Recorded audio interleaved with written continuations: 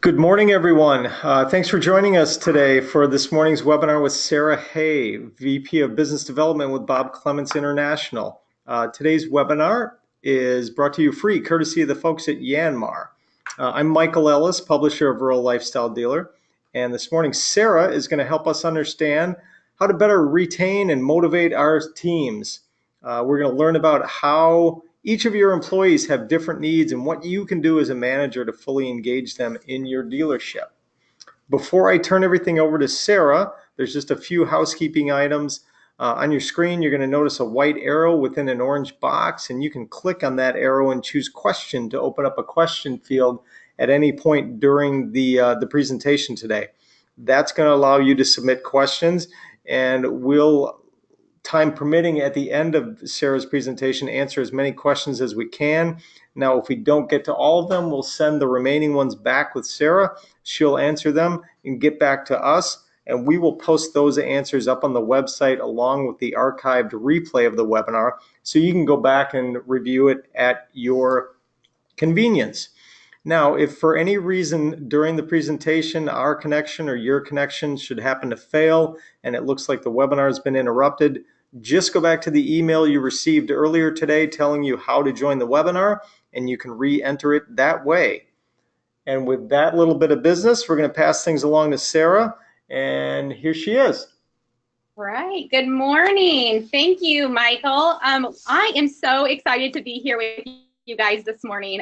We have just loved being able to partner with Rural Lifestyle Dealer over the last few years as we have gone through all of these different topics that are directly related to dealerships. Like, that is what we love, is working with dealerships. We think dealers are some of the best people on the planet, and we just love working with small businesses and dealerships. And we're also so thankful for Yanmar and their continued sponsoring our webinars and articles and all of the things that we're doing. So I'm just so excited to be here with you guys today. Like Michael said, my name is Sara Hay. I'm with Clements International, and I handle business development, and I do quite a bit of speaking as well. So one of the things that you need to know about me is that I have a degree in psychology.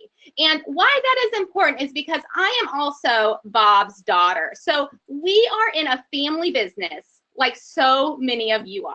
And why that's important that I have a degree in psychology is because I had no idea when I was getting my degree that I was going to go into family business. But a degree in psychology has uniquely situated me to work in my family business. I mean, probably a lot of you who are in the same boat as me understand this. Like, there is no better degree than a degree in psychology, as you are working with your family members and trying to figure out this crazy thing together. So one of the things that I am so passionate about is helping owners and managers understand, how do we motivate our people, how do we retain our people, and how do we get our people, who are our biggest investment in business, to be on board with us and moving us forward to our goals. And that's what we're going to talk about today. As an owner or manager, your biggest investment that you make are your people. And I think all of you would probably agree, it is becoming harder and harder to find good people for your business. And so it is so vitally important that we retain the people that we have, and that we come up with a plan for them to move them to the next level of where we need to go with our dealership in the future. So that's what we're going to talk about. How do we have these people, you know, we may love them, we may hate them, we may be somewhere in between with them, but how do we move them to the next level, and how do we keep them motivated so that they want to stay with us for years to come? All right, let's see. So the first thing I want you to do, well, before we dive into this, I want you to grab a piece of paper for me. We're going to need this, a piece of paper and a pen. We're going to need this for a few different things we're going to do today. So grab a piece of paper, and the first thing I want you to write down, what are the 3 words, excuse me, what are the 3 words you would use to describe the first day of your first job? So think back for a second, go back down memory lane. What was the first job that you had? And then what are the 3 words that you would use to describe that first day? Let me tell you a little bit about my first job. Other than packing boxes in the garage, because family business has no child labor laws, so that probably happened when I was 8. But other than that, my first job was at Build-A-Bear Workshop. And when I joined Build-A-Bear Workshop, I was excited, I was motivated, and I was 15. So I knew everything there was to know I knew, because like all 15-year-olds, there is nothing I didn't know, and I was beyond qualified to do this job. I was so excited. So I walked into Build-A-Bear my first day. I was excited, I was motivated, and I was gonna be the stuffing machine master. I was, and I just wanted to perform everything I did with excellence. But something happened. Over the course of about the year that I worked there, something switched. I was no longer the same excited, motivated person I was when I began. It may have had to do with some of the nightmares I had about the stuffing machine exploding on me, but that is like a whole different thing, and we're not going through therapy today. Probably need to work that out in therapy later. But it took me, I started being excited, I was motivated, and I wanted to perform with excellence, but something happened. As I went down that path, there were things that happened that got into my motivation, and I wasn't at the same place where I started. So what was it? And what can we do as owners and managers to make sure that our employees continue with that same enthusiasm when they started? So here's the thing that we have to understand as a group together. No employee starts a new job unmotivated, or you would not have hired them, right? Like you would never have an employee, someone come in for an interview and they say, you know what? Don't really like your dealership. Think you're kind of the worst. All I need is a paycheck, and I don't like customers either. I'm going to go ahead and start on Monday. No, you would never hire somebody who came in with that bad of an attitude. You know, one funny story, Bob and I were at the Indianapolis Convention Center last fall for an event we were doing. We were sitting out in the atrium of this incredibly large convention center. And if you've been to the Indianapolis Convention Center before, you know that there are lots of different wings and lots of different events going on all at the same time. So we were sitting out here in this atrium, and these two people come and sit down probably 3 tables away from us. They sit down, and it is clear that there is a job interview happening here. This gentleman sitting here is interviewing, and there's a lady sitting down next to him having a conversation back and forth. She starts out the interview and she goes, you know, I'm looking for a change, and so I thought a sales job would be a nice, cushy, phone-in type of job for me. Okay, first off, if you have ever been in sales for any moment of your entire life, you know that one of the most challenging jobs you can do is to be an excellent salesperson. There is so much time, so much energy, and so much work that goes into being a salesperson and doing that with excellence. So first off, Bob and I were over here like trying to contain ourselves from not laughing. Like, sure, a cushy job as a salesperson? Yeah, sure. You've clearly never been a salesperson before. So this interview goes on for about an hour and a half. And we're sitting here listening to the whole entire thing. And I guarantee you there has never been a worse interview I've heard in my entire life. At the end of the hour and a half, this lady stands up, they shake hands, and she goes, you know what? I just suck. I don't know what the words she said before that were, but I was so off guard by her ending the interview with, I just suck, that Bob and I literally started laughing so hard we were almost crying. Like, who ends your interview with, I just suck? So the funny thing about this is, there's a lot of funny things about this, but the most interesting thing about this is that I'm pretty confident she got a job. These two people were kind of like peas in a pod, right?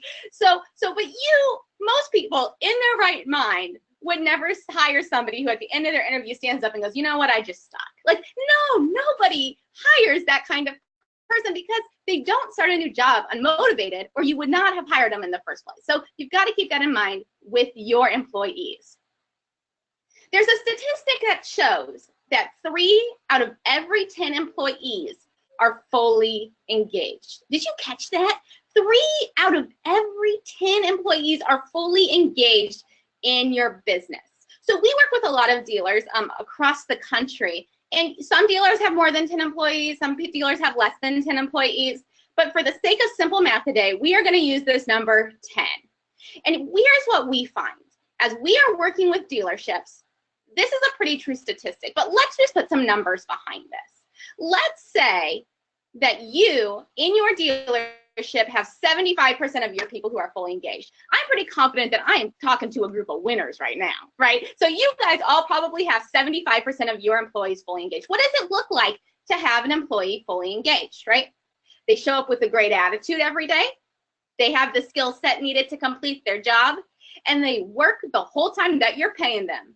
Now, some of you may be going, hey, Sarah, I am the owner, and I'm not fully engaged, right? Okay, that's okay. I understand. That's no problem. But here's what the statistics say. We only got 3 out of every 10 who are fully engaged, but we're going to say, for the sake of simple math, that we have 75% of our employees fully engaged. So let's say, as a dealership, as a company, we are paying out $500,000, $500,000 for employee salary, benefits, taxes, all of these things that you've got to pay out as an owner or manager every single year. So we've got 75% of our employees fully engaged, and we're paying out $500,000 every year to our biggest asset and our biggest expense. So what does that look like? That means that on $500,000 that we are spending every year, we are getting a return on our investment of $375,000. Every year, we are losing $125,000 because our employees are not fully engaged in what they are doing, right? And then I get it. Everybody goes through flows, and there are different things that are happening in life, but we hired someone who was excited, motivated, and ready to be at your dealership and be part of your team. And so we have to understand, what do we need to do as owners and managers to get them back to that point? So if we are spending, if we're losing $125,000 every single year, we are above average, because I know I'm talking to a group of winners, like I said before. But here's what we find. If we multiply that out over 10 years, we are walking past $1.25 million, because 25% of our employees are not fully engaged. $1.25 million. How many of you would like an extra $1.25 million as you're going into slow season in the next few months? I bet every single person here is right in that place. So how do we know where we're at? How do we know where our employees are specifically with each of these, and what do we do about it? So we're going to talk for a few minutes about this employee effectiveness rating, okay? So what our employee effectiveness rating does, it baselines where our people currently are, and it helps us understand 3 vitally important things. The first thing it's going to show us is, what are our areas for growth? Where are we wanting to take our dealership, and where can we grow the people that we already have? It's going to show us danger zones. What are the things that we need to be paying attention to and starting to address? And then where are the areas that the people we have in there right now are not doing the job like we need them to be doing, and we need to fill this. So like everything at BCI, we believe everything can be managed by a number, right? And this gives us a way to put a number on our people to understand where each of them are. As we walk through this, we've walked through this with so many dealers all across the country, specifically in our dealer success groups. We walk through this every 6 months with them, is what we challenge them to do. And we had a dealer probably 6 months ago, we were having this conversation. We're getting ready to talk about this again in dealer success groups this month. But we were talking with him about it 6 months ago. And he said, you know, Sarah, here's the thing that I found. When I took the time to sit down and figure out where each of my employees were with this employee effectiveness rating, I was able not only to make a plan, but I am able to continue to see growth. Because if you are not measuring your numbers and service parts and sales, sure, you're going to feel the pinch of that actually in your wallet. But I think sometimes when it comes to our employees, we kind of just let it go. We say, oh, well, you know what? Jimmy's been with our dealership for 20 years. I know customers hate him and nobody wants to talk to him. But when you look at that in regards to actual cash coming out of your pocket, it makes it so different. So here's what I want you to do. I want you to take this sheet of paper and a pen. If you haven't grabbed that yet, now is a great time. Just go ahead and grab a piece of paper and a pen. I'm going to send out a worksheet after this webinar where you can have this. And I want you to do on the left hand, we're going to do a left-hand column, and then we're going to do a line in the T-chart, okay? So on the left-hand side of the column, I want you to write the name of every employee that you manage, okay? So only the people that you have a direct responsibility to. So if you are an owner and you have a general manager and you really only work with the general manager, maybe you have some different locations, whatever that is, you just write down the name of your general managers. If you're a husband and wife team, write down both of your names. I would really caution you though, as you're writing down reviews on your spouse, like be careful there. Like this is not marriage counseling, but we have to understand where each person is in regards to where we are. So let's say we have a service manager. I want them to go through this after the fact, come back to you as the owner or manager and say, here's what my employee effectiveness rating is in the shop, right? Whoever you manage is the people you need to be doing the employee effectiveness rating on. So we're going to go through the 6 different categories and the 6 different percentages, and it's going to tell us how engaged our employees are. It can be a little painful at first, but it's at least going to give us a place to start and a place to grow from. So as you write down the name of your people on the left-hand side, I hope you have everybody's name down there. We'll use Bob for an example. Bob's my dad. Work with him full time here. And so we'll use him for example. So I will say, I manage Bob. You know, shoot, you need a whole team of managers to manage him, but that's okay. So we've got his name right here. And as I'm looking at this, I'm going, okay, which category, which percentage does Bob fit in? So the first category we have is a motivated, low competence employee. All right. So a lot of times the person who falls into this category is somebody who is a new employee. They're motivated and they don't have the skills necessary to do the job without your help. Okay, so that's how we're going to classify this first one. They're motivated. They're so excited. If you ask them to stay late in your dealership, they would be there with a smile on their face. They're not going to be complaining. They are just thrilled to have the opportunity to work for you. That's great, right? But they don't have the skills necessary to do their job without your supervision. So you have to go back and check on their work about 50% of the time. All right, so that's what we're going to do with this first one. 50% of the time, you've got to go back and check and make sure their work is done right. So that is our new employee. Motivated, low competence, we're just working on skills. So look at your list. Next to this that is a new employee or someone who's excited to be there but doesn't have the skill set necessary, that is what we're going to put next to 50%. Our next category is the motivated, competent category, all right? This person requires your attention about 70 or about 25% of the time, not 75%, 25% of the time, you've got to go back and check on their work. A great example of this would be a technician who is an incredible technician, right? He is able or she is able to turn a wrench. They're pushing that work from your shop like crazy, but you don't want them anywhere near your customers. They're the ones who go out when you're checking in equipment and they say, well, this piece of equipment looks terrible. Like they have no tact. And so you've got to go put out their fires 25% of the time. They're excited to be at your dealership. They have the skills to do their job for the most part, but about 5% of the work that they do, you've got to go back and fix to some point. Maybe that's dealing with the customer end of it, but we haven't gotten them to that next level. So this is a person, we've got them excited. They have the skill needed, but they still require your hands-on attention about 25% of the time. So look at your list, find the person on there, people, you know, whoever is on there that you feel like, you know, most of the time I can trust them to do an incredible job, but every once in a while I've got to go back and fix a problem that they have created for us, okay? So that's our motivated and competent group. The next one we're going to talk about is our motivated, highly competent group. All right, if you could clone any employee in your dealership, who would it be? That's going to be this motivated, highly competent person. This is where we're trying to move all of our employees to motivated, highly competent. This is someone who comes in, they're excited, they're motivated, they're ready to be at your dealership. They're going to be what we said the fully engaged one is, right? They have a great attitude. They've got the skill set necessary to do what you need them to do. And they work all of the time that you are actually paying them. Wow, Sarah, that's something that actually happens? Yes. In some dealerships it is. Sometimes your employees will work the whole entire time you're paying them. I know it's a little crazy, but it can happen for you too. All right, so this is someone who's at 100%. Next to their name, I want you to write 100%. This is I joke, this is the world's best employee. They typically have a key to your dealership, and this is the person you would trust to count out the cash drawer at night. So that is who this employee is.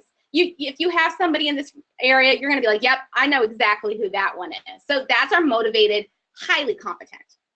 All right, so the next part we're going to switch to is our unmotivated group. All right, this is the group that if you were to ask them to stay late at night, you would hear some moaning. They say, you know what, man, I already put my 40 hours in this week. There's nothing else I can do for you. So this first group are unmotivated, highly competent group. They've got the skill there and they know what they need to be doing. They still have the key to the dealership. They're still counting the cash drawer, but their attitude has shifted. And you know when this attitude shifts, right? You see it. Everybody else around notices it because they just don't want to be at your dealership anymore. And so that one is our unmotivated, highly competent. We're going to put an 80% next to their name, okay? The next group of our unmotivated is our unmotivated competent. All right, you see how this is going? So our unmotivated competent, again, they're there. They're probably distracting people more than they're actually helping people. They're still good at their job. Like, I mean, they still know and have the skills to do what they need to do. But it's starting to come to the point where everybody else is having to pick up slack on them. I always joke, this is like the Michael Scott. If you guys watch The Office for any length of time, Michael Scott is one of the most hysterical and obnoxious characters on there, but he is the poster child for unmotivated and competent. So who in your dealership that you manage is like Michael Scott, all right? You're gonna have a gut, and you're gonna have a gut reaction to this in one way or shape or form. You're like, oh, I know Bob. Like, okay, I'm just gonna use Bob as an example this whole time. I know Bob, he's unmotivated, but he's competent. I guess we'll keep him around, at least till after season. I mean, because if I got rid of him, like, who would grab parts? We don't have anybody else trained in the parts department right now to help with parts. Who would we do right there? No, so that's a lot of times where this unmotivated, competent person is. You're not thrilled with them. You're not, but you're not ready to get rid of them because they still have the skill set necessary. All right, this last one that we're gonna look at is called the unmotivated low competence. This is like the person who came in initially, they don't even have the skill to do their job anymore, and they're unmotivated. Nobody wants to be around this person. This is the person where if something doesn't go their way, it's like a 5-year-old throwing a tantrum.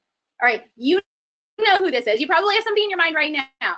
I just want you to write down a 20% next to their name. This person is a problem. This is the person that when you get rid of them in your dealership, you're going to have employees who come up to you afterwards and they're going to say, oh my gosh, why didn't you get rid of them sooner? You're going to have customers who come back and say, you know what, I'm coming back and working with you now that you got rid of Billy at the parts department.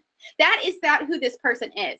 They are a drain on everyone around them. A lot of times this is someone who has been a family friend for years and years and years, and you just haven't wanted to cut the cord with them because their family is like family to you. But here's the thing we have to understand. If we want to move our dealerships to the next level, if we want to keep our people who are on the motivated, competent, and highly competent side, we have to get rid of this unmotivated, low competence employee. We have to understand either we need to decide if we're going to be able to raise them up to the competent or highly competent stage, and if we're going to be able to change their motivation. But typically at this point, I'm just being real with you, most of the time they're gone. Like most of the time, there is no hope in bringing them back into this motivated, competent role. So as you look at your employees on the left-hand side of our paper, we've got their names, and then right next to it, that each of them should have a percentage. I want you to add those percentages up and then divide it by the number of employees that you have, and that will tell you what type of engagement you have at your dealership. And I get this is going to be painful, all right? And when you multiply that by payroll, it's going to tell you what return on investment you're getting with these employees.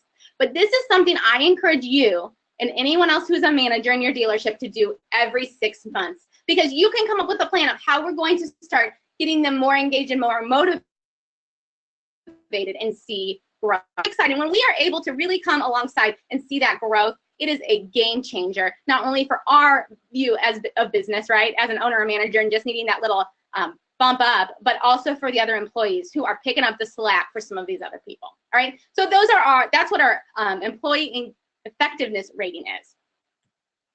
So now that we've talked about this, we've talked about the different levels of motivation, the question comes up, right?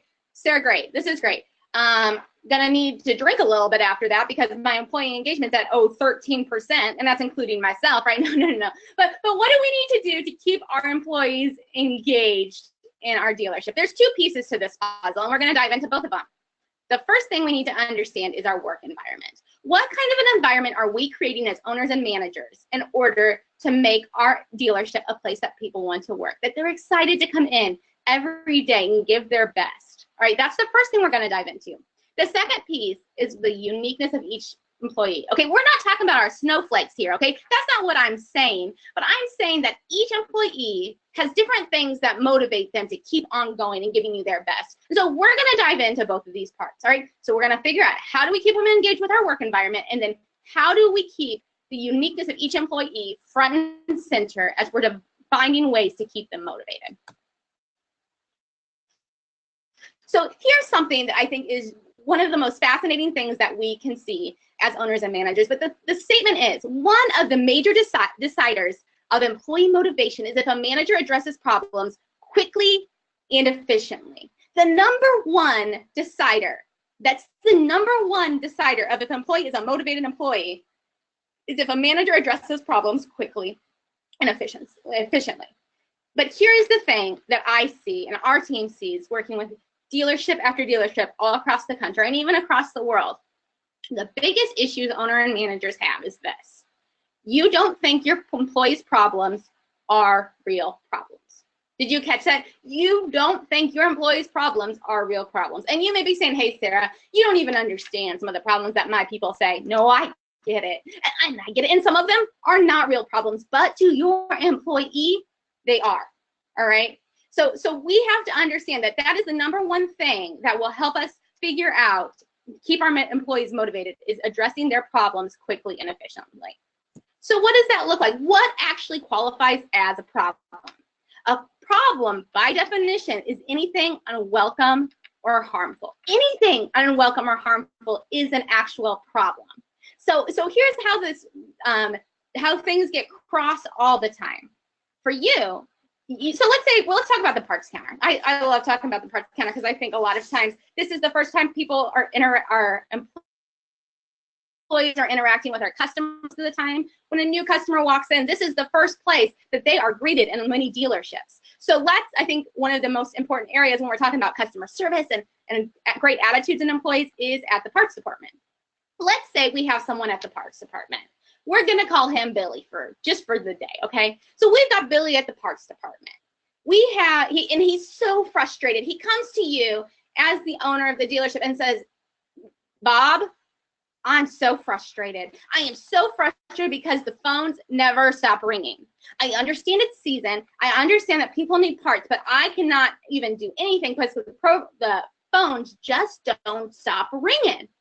As an owner or manager, you'd be like, Billy, number one, that's your job, right? Like answering the phone is part of your job description. If you need a quick refresh, we can go do that. But number two, that means that we are making money. And there is nothing you like more as an owner and manager than making some cash, right? So to you, the problem of the phones ringing is not a problem because it's not unwelcome, right? It's not causing you any problems, and it's not harmful. Nobody's harmed in this. But to Billy, it's getting in the way of everything else he's doing. He doesn't have clear expectation of what he's supposed to be doing, and it is just a hassle to him. So you have to take the stance of walking through with your employees when these problems arise, how we're actually going to address them. And we have to take ourselves out of the mentality that because we have a list of 5,000 things going on and all these people wanting to stand there and talk to you and have conversations with you, that you don't have time to deal with these problems, because it is up to you to pick up this $125,000 off your floor by helping keep your employees motivated. And the number one way we can do that as owners and managers is by addressing their problems quickly and efficiently. You know, Albert Einstein said this. He said, if I were given 1 hour to save the planet, I would spend 59 minutes defining the problem and 1 minute resolving it. And this is what we see time and time again in dealerships. So many times that the problem is not what it looks like on surface level. Okay, so let's say this is the example. Let's go back to the parts counter. Let's say your parts manager comes up to you as the owner and says, yeah, I am just so frustrated. Our inventory is always off. And when a customer comes in, I tell them we have something here that they need. They drove from 60 miles away and we don't have it. It's just that darn service department. That darn service department, they just hate us, and I just can't stand them either. All right. So if we were to say what is the actual problem here, it would help us understand and keep our employees more motivated.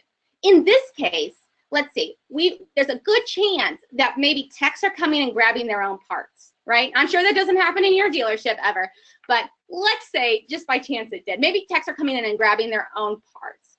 That would in fact throw off inventory in regards to the parts department, right? That makes the parts manager look bad because he told a customer that they would have a piece there and they drove in to get it. So what the hardest part about this is going to be is just figuring out what the actual problem is. They are going to sit there and talk and complain and tell you all the problems, but there is going to be one or two main underlying problems that are not going to be that challenging to fix. But it's up to you to actually listen and figure that out. right? So with this problem, maybe it's just a different process for the service department getting parts from the parts department. Maybe it's as simple as that. I mean, that's a whole nother webinar. We have a webinar on actually how you do that. But maybe it's as simple as that. It's just a conversation about how do we, as an owner or manager, come alongside you to help set up that process. I think it's interesting to think about this in regards to have you seen those big giant Bozo inflatable punching bags? Like, I remember those from when I was a kid. And so let's say we have Bozo here. We've got Bozo, and he is the parts department manager. And he comes up to you and he says, you know what? Everybody just keeps calling and I can't ever get a chance to do what I need to do. Inventory was off again today and I look like an idiot to one of our customers, right? Oh, you got new business management software and I have to learn a whole new system. I don't know what it is. You know, the service department hates us. The sales department is promising things that we can't deliver. Whatever it is, all of these are like giant push pins inside Bozo the Clown or Billy the parts department manager, whoever we want to call it, right? These are giant push pins that are getting pushed in all day long. And it's up to us as an owner or manager to make sure that we can patch up these holes that are being created all day long without just throughout the day, and understanding what we need to do for them specifically so they don't become our unmotivated employee. The most valuable employee that you have in your dealership is one that is currently motivated, and it's up to you to keep that employee and keep them motivated. Sure, you can take someone who's unmotivated and take them back, but when they get to that unmotivated, low competence level like we talked about earlier, that's a hard bring back if we're just being honest. It is up to you as an owner or manager to save them before we get there.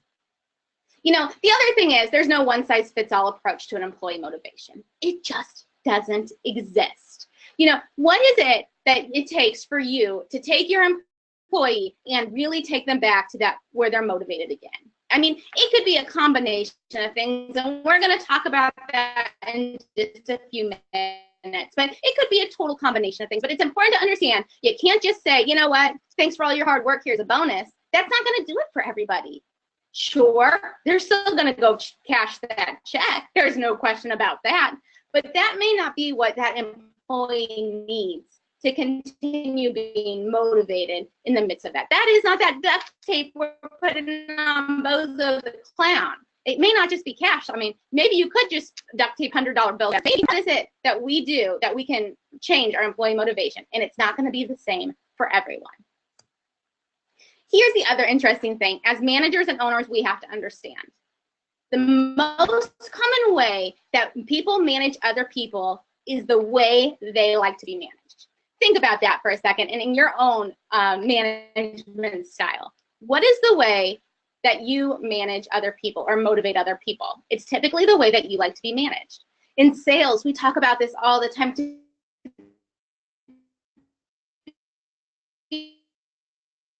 Be someone who is an excellent salesperson, right? Clearly not the lady at the Indianapolis trade show we were at, right? That was clearly not the way. I just suck. Like, no, she's not a great salesperson. But if we want to be a great salesperson, we have to change ourselves to be like the person who's walking in and having a conversation. So that's really important to understand how we can do that.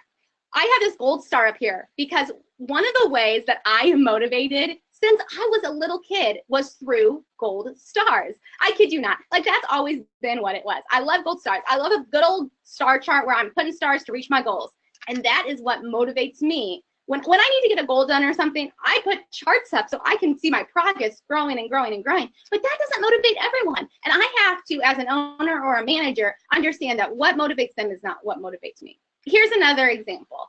A while back, we were talking about this internally.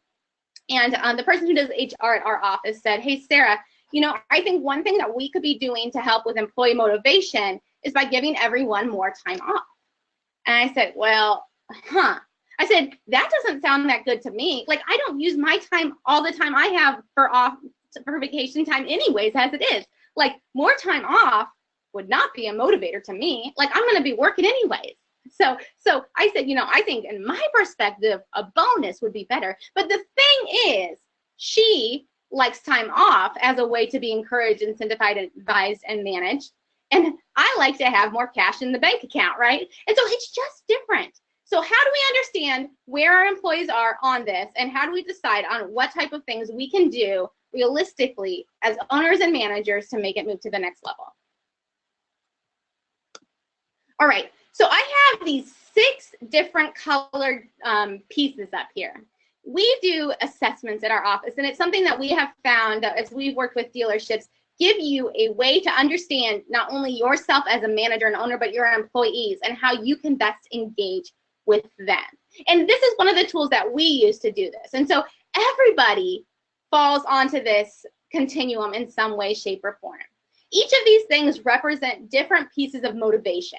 You know, so some people are motivated by knowledge, right? You're either motivated by just knowing how to do things. You learn because you want to be able to use those items, or you learn because you just love learning, right? So every one of these has a different side to it, and it's a different piece of a motivation puzzle for your employees. Here's the thing with this. This is not an expensive thing to do. Most of these things with these motivations to help you motivate your employees are not expensive. It just involves you taking the time to understand who your employees are, their passions, and what they're excited about. That's it. It takes time. And I think as dealerships, we go, man, especially right now, it's season. All of the dealerships we are working with are just slammed. The last thing we have time to do is to spend time visiting with our employees, right? But that's not the case at all. The first thing you should be doing in the morning, the most important thing you can do as an owner or manager, is come alongside your employees and understand what makes them tick. So let's dive into one of these. Each of these are very in-depth, and we'll send out a free complimentary assessment with this so you can take a look at what motivates you and have a better understanding of this. We don't have time to go through all of this today, unfortunately, but let's dive in to the utility one. Utility motivation. Okay, so when you're doing something, what is the motivation behind actually completing it? So let's talk about this in regards to technicians, okay? Those technicians, how do we motivate our technicians? All right, so we've got 2 different categories here. You either fall on the continuum for either side of these. All right, you're on the continuum for every single one of these, but let's just dive into utility first. People who are selfless are people who are driven by completing tasks for the sake of completion with little expectation of personal return. When you have a piece of equipment that comes into your shop and it is for maybe a single mom who's just getting back on her feet, if you have a technician who is a selfless person who falls on this selfless continuum with motivation, it's important that you share that story. You need to tell them stories. This needs to be happening on a daily basis with your employees. Tell stories about ways you are impacting the people who are your customers, right? Or your community.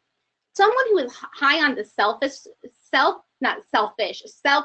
side of things is someone who is probably very involved in charities, right? And so if you say, we're going to come alongside this home, this home for teenage mothers maybe in your area, or whatever it is, putting them in charge of having some of that role is going to motivate them beyond what any check could actually do, right? But by understanding that they are on this continuum and they are on this selfless side where they want to get things done for the sake of others with no little personal return for them is so important. On the flip side of it, we've got people who are trying to maximize efficiency and return on investment for time, talent, energy, and resources. This person, not to say that they have no heart. I mean, like, okay, this is me on the scale. I'm down on this end, right? I have a heart, but the desire for me to get things done and move things is to help me achieve a goal, right? These people are very goal-oriented. And so for you to say, we're talking about the service department. So let's say we're in the service department and we say, you know what? We are going to have all of our equipment come back or go out this week with no comebacks. I need you to perform and do such quality work that we have no comebacks. And if we can get to that point, we have achieved our goal. We are doing a great job. As a manager, it's so important that you know where your people are on this continuum and that you are managing towards them and not towards yourself. If I were to go to some of my team and say, all right, guys, you know, we are doing this project right now and we are going to hit these goals. Like, yes, goals are important. Yes, that's important. But some of the people on my team would be like, well, Sarah, how are we helping people? right? Those are the selfless people. So we've got to understand not where we land on the continuum. It's important to understand where you land on the continuum, but we're not managing to ourselves, right? We're managing to our people, and it's so important. So the next part of this is we've got to ask good questions and listen to the answers. Your employees will tell you how they want to be managed and motivated if you just ask them. If you are in a relationship of any kind, you understand that it's important to ask questions of that person, right? If you're not in a relationship of any kind, that's a different webinar. Friendship, I don't know. It's a whole different thing. But we have to ask good questions and listen to the answers that our employees are telling us, because they are going to tell you how they want to be managed or motivated if you just listen to them. It's so vitally important that we get our heads around this. So what do we do? What are the questions that we ask our employees that we can come alongside them and help them stay motivated, excited, and engaged in your business? The first thing I want you to ask your employees, all right, and I know you're going, Sarah, okay, we are in season. I don't know how we're going to have time to have a quick conversation with our employees when our parts counter line is behind, like out the door. Like, how are we going to do this? Here's what I want you to do. I want you to take 5 minutes. That's all I'm asking is for 5 minutes on the next day that it rains a little and the flow slows down a little bit in your dealership. So the next day that it rains, I want you to go, oh, Sarah told me this day was coming. Take 5 minutes and walk up to one of your employees, just one of them, and ask them these 3 questions. This is not rocket science. This is just understanding who they are and what they do and what they can do to do it better. The first question we're going to ask is this: what has been the most exciting part of work this month for you? What has been the most exciting part of work this month for you? That's our first question. Sometimes people will be like, like this picture I have over here. Sometimes the best part about my day is that my chair spins around in circles. Like, we've all been there. Some days that's mine too. But understanding what has been the most exciting part of work this month will help make sure that you are putting them on the right tasks, but also that they are feeling fulfilled and motivated at your dealership.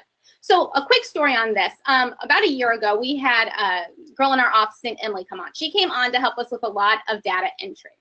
And one thing you need to know about me is my operational definition of hell is looking at an Excel spreadsheet all day long. That is literally my operational definition of hell, because that is not my game. I am not great with details, not where my focus is, but that is what Emily loves. And so as we were having this conversation, we said, hey, Emily, so tell us, what has been the most exciting part of work this month for you? And she said, you know what?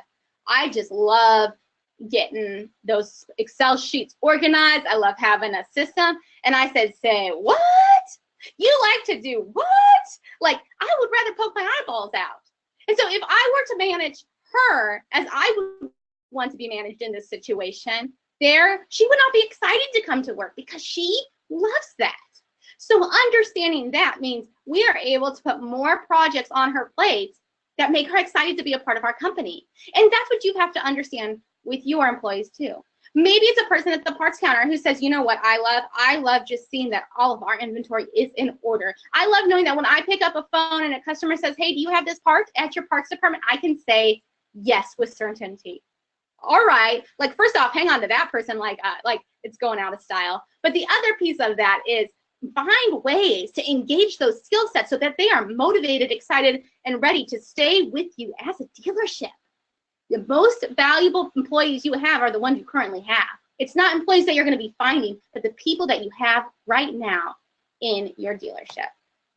The next question I want you to ask is this: what could make work more enjoyable for you? All right. Again, this is not rocket science. Maybe it's this. Maybe it's the ball pit over here on the side. I don't know what it is specifically. I don't know. I haven't seen any dealerships with a ball pit behind their parts department, but it'd be kind of an interesting thing to see, I guess. But what is it that would make work more enjoyable for you? Again, Emily, our person who does a lot of our data entry, she has become a vital part of our team. But we asked her this, and she said, one of the things that I would like to start doing more as part of the team is helping with the events aspect. We do a lot of speaking and a lot of events at BCI, and she loves the events. And so it was not a hard move for us to make that transition for her, to help with the data entry side of events and be involved in that. She loves it. And by just understanding and asking these questions, we are setting her up to succeed at our company. you can do the same thing. You know, these don't have to be expensive things. They don't have to be hard things that are going to come up. And really, it's just going to make your dealership better and better. An example of this, maybe you may ask, maybe it's your parts counter again. I don't know. I just keep going back to that today. But maybe it's your parts counter, and you say, what, Billy, would make your work more enjoyable? Maybe he said, you know what would make my job so much better is if we had a barcode scanner, and that we had barcodes on all of our things that I could just scan it. That would make my job so much more enjoyable. Is that expensive to do? Not really. I mean, is it kind of a pain in the butt? Yeah, it's a good off-season project. But if you knew that you could retain Billy and make him want to come into your dealership time and time again by just adding a barcode scanner, would you do that? Absolutely. You know, maybe it's in the service department and they are just getting call after call about customers who don't feel like they're being communicated with. What could make work more enjoyable for them? Maybe it's you as an owner or manager coming up with a better process to communicate with your customers. It just depends, but most of these things are not expensive to do, right? It's not expensive to make work more enjoyable. It could be providing pizza once a month for your team so they can all have pizza together and enjoy each other. Whatever it is, what you could do to make work more enjoyable is not an expensive thing, but by listening to what your employees say, it's going to take your dealership to the next level. It's going to help you retain your employees. The third question that I want you to be asking is simply this. Are there any discussions or meetings that you feel like you should be a part of that you currently aren't? Okay, so are there any discussions or meetings that you feel like you should be a part of that you currently are not? So this doesn't give us a free pass to say, you know, someone who just started as a part supports person, they say, you know what, I'd like to be in your meetings as you talk about the numbers for the whole dealership. No, that's not appropriate. Like, that's not appropriate. But having them say, you know what, one of the things that I'd like to be part of a discussion is maybe improving the communication from the service department to the parts department and their need for parts. Okay, that is an appropriate conversation for someone in the parts department to be a part of. So you have to use some of your own discretion in understanding this, but there are going to be meetings and discussions that it's okay to bring other people in. Some it's not, but understanding where you're going to be going as the dealership, your growth plan, and how you're going to get there with the people you have in place is so important. So the three questions, just to recap real quick, are this, right? What, over the last month, what is the thing that you've enjoyed most about your job, right? Maybe it's the chair spin. I don't know. There's no shame in that. The second one is, what can we do to make work more enjoyable for you? I mean, maybe guys, it's as simple as a barcode scanner. We've had a dealer who just recently had just that happen. They said, you know what? Our parts department, our sales department, they've been saying, we want a barcode scanner, and they did it. It cost them what, a few $100, but it moved their dealership to the next level. It moved them up, and it made their employees happy. And then the third one we just talked about, are there any discussions or meetings that you feel like you should be a part of that you currently aren't? Find ways to pull your employees into your dealership at a deeper level and make sure that they are feeling involved, motivated, and excited as they are continuing to be on your team. All right, so that is what I have today. That was a lot of information from our employee effectiveness rating to motivators. There's a lot of different pieces, but now there's a great time for questions. So if you have any questions, please feel free to shoot those over to Michael. Yeah, we have had a couple of questions come in, Sarah, and you did. Awesome. You touched on it a little bit. Technicians was a pretty popular topic of conversation on the questions here. Sure. So I'll throw a couple of those at you. How do you motivate a tech with a poor attitude but who's skilled? Yeah, so that would go under that motivated, competent person we have, right? They've got the skill level to move the dealership forward in the service department, but the attitude just sucks. And a lot of times when we see someone who's in this unmotivated, competent category, a lot of times it is a technician, if we're just all being honest with each other. So what do? There's a few different things. First off, you need to have a come to Jesus meeting with them. You got to have a conversation where you sit down face to face and say, hey, you know what? Your attitude, it's terrible. Like, if you want to be a part of this dealership long term, we've got to figure out what it is to take you back there. Maybe it's something where they understand that there's an incentive-based bonus program for the work that they're producing. If they can get their efficiency and quality to remain high, that there's a extra bonus that comes with that. That's a whole nother conversation for another day. Maybe it's that. I mean, but maybe it's just having that conversation and say, we're going to hold you accountable to this. we don't let people with bad attitudes run our dealership. If this is not a place you want to be, you're not doing us any service by just sticking around with a bad attitude. So I think, Michael, a lot of times it's just a direct conversation, but also asking them those questions I just said. You know, what could we do to make your job more enjoyable?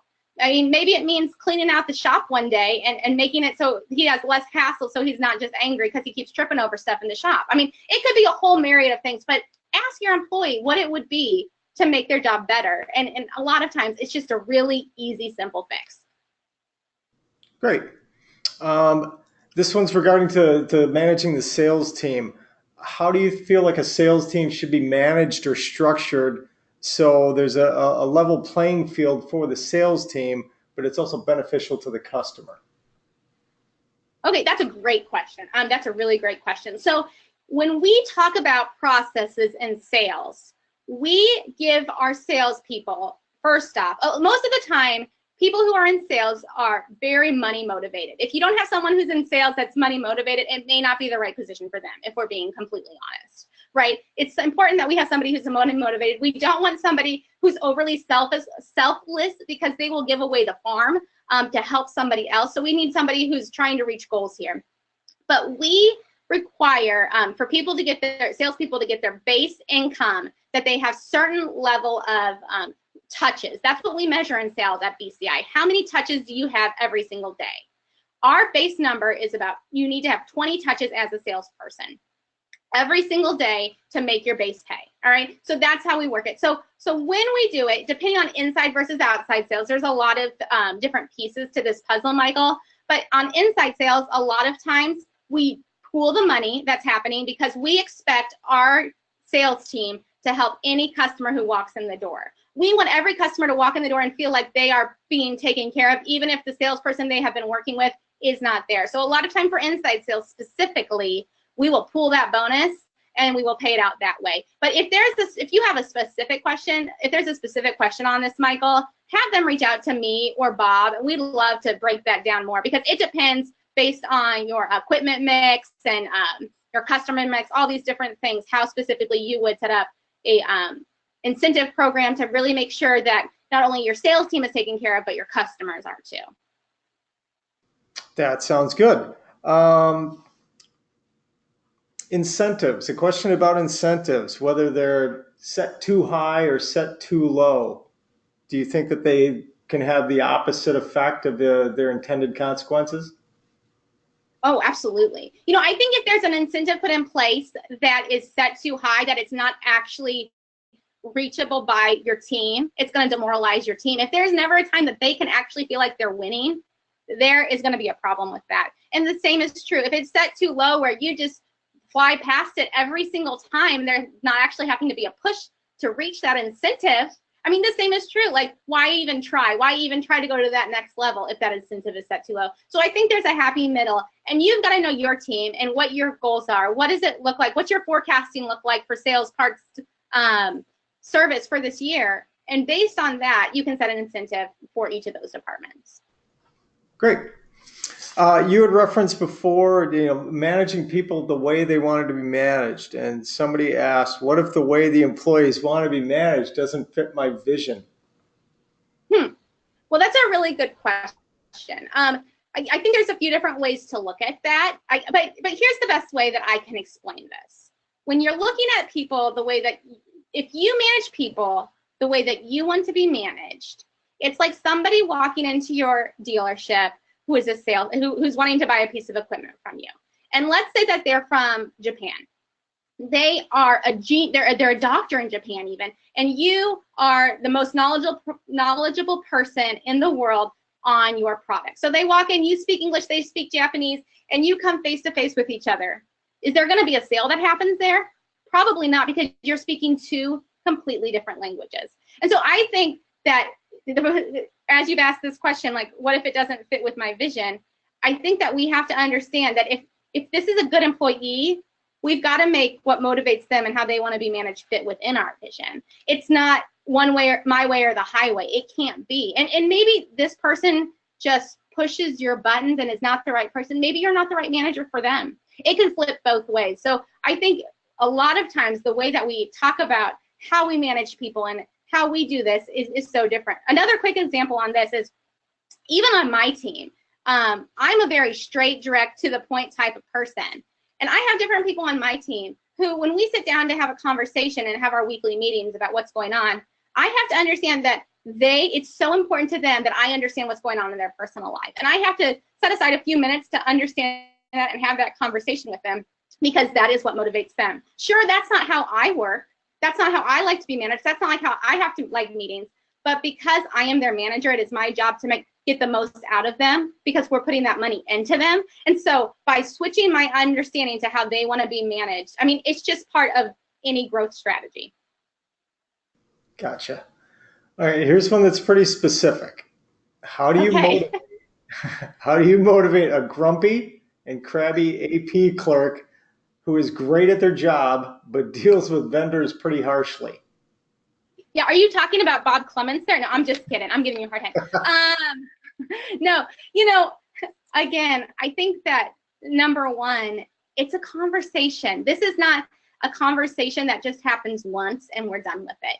This is a conversation that is a constant coaching, right? Constantly, every time they have an interaction with a vendor, right? Maybe it's every time they have an interaction with a customer, whatever that is, you say, you know what? Here's how I would handle that. Bob is so good at doing this, not only in dealerships, but within our own team. He says, you know what? I understand that you were frustrated with that, but here's how I would handle that differently. And so we have to take a role of coaching in the management of our employees. We're not just a manager who's making sure our processes are working, but we are working to grow our people. So we have to go back and step by step, every single piece along the way, say, hey, you know what? I know that was tough. And I know that you have the skill set necessary to do this, but here's how I would do it. And just constantly be in that coaching mentality, Michael, where we're constantly course correcting. And again, maybe it's a hard conversation and you say, hey, you gotta just deal with the elephant in the room. We're here to deal with the elephant in the room. And a lot of times our vendors have a hard time dealing with you. You don't give off give what our dealership is trying to be, what our company is trying to be. And we've got to change this if you want to be part of our company long term. Great answer. All right, we've got one more here, and this it's kind of a big question. Okay. What is the number one thing? I love questions that start off that way. What is the number one thing that I, as an owner and general manager, can do to motivate my people? Boom, that is a big question. Well, this is like, I wish there was an answer like Jesus in Sunday school, right? Like, okay, Jesus. No, I think in my mind, the number one thing you can do as an owner or manager to motivate your people is just talk to them, take an interest in what they like, and understand them individually. You just can't put a big blanket on people and say, this is how we're going to work. This is how we're going to be motivated. But it's about a constant conversation and constantly showing interest in what they're doing and where they're going. So, I mean, I think that's it. It's just about actually showing interest in your employees and having constant conversations with them. I think that's a great point. And also, as you said earlier, there's not a one size fits all for everybody. Everybody's a little bit different, and you have to recognize that. Yeah, absolutely. Well, that's about all the time we have today. I know that it's a busy time of year for everybody, and we want to be conscious of that time. So we appreciate everyone taking the time with us today, and for Sarah leading us through this pretty big topic. As I mentioned at the beginning of the program, today's presentation and the audio are going to be made available on rurallifestyledealer.com, so you can circle back and review it or share the replay with your team if you'd like. Just keep an eye on your email for a notification about when the playback is available. Should be sometime within the next 24 hours.